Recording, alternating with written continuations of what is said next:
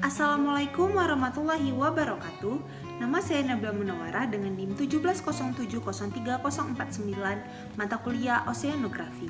Di sini saya akan menjelaskan rangkuman dari webinar pengolahan produk anggur laut, peluang pemanfaatannya dengan narasumber Bapak Dr. Bagus dan Ibu Nurhayati. Nah, rumput laut biasanya tergolong atau digolongkan dalam 3 kelas. Yang pertama ada Rhodophyceae, Phaeophyceae, dan Chlorophyceae.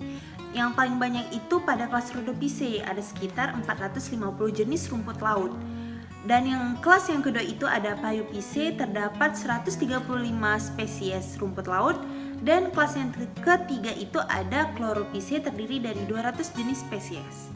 Nah, dari dua jenis kelas Rhodophyceae dan Phaeophyceae sangat terkenal. Kenapa terkenal? Kedua kelas ini merupakan sumber yang sering kita sebut dengan hidrokloid, yaitu yang berasal dari laut dan pemanfaatannya untuk pangan dan non-pangan. Kaurelpa atau anggur laut adalah golongan dari alga hijau yang berbentuk talus atau bercabang, batangan dan bulatan yang berstruktur lembut sampai kasar.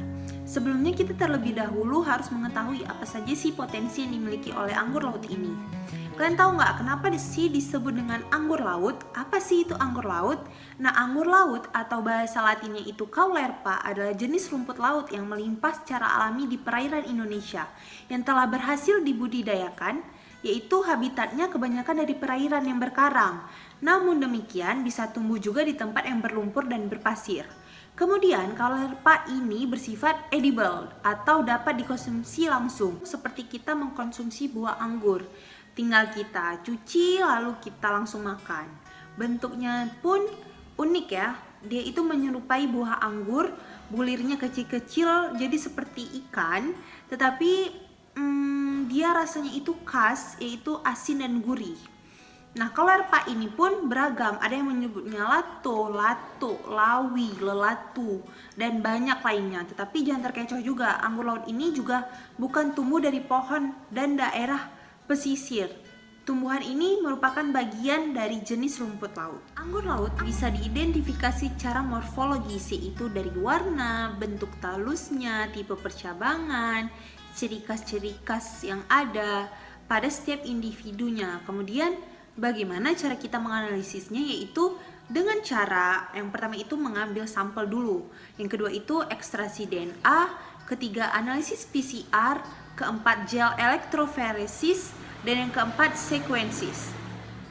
Olahan tradisional Caulerpa banyak dijual di pasar-pasar tradisional pangan untuk tambahan makanan, atau biasa kita lihat masyarakatnya mengkonsumsi Caulerpa ini dengan cara dijadikan sayuran dan dicocol dengan sambal asam.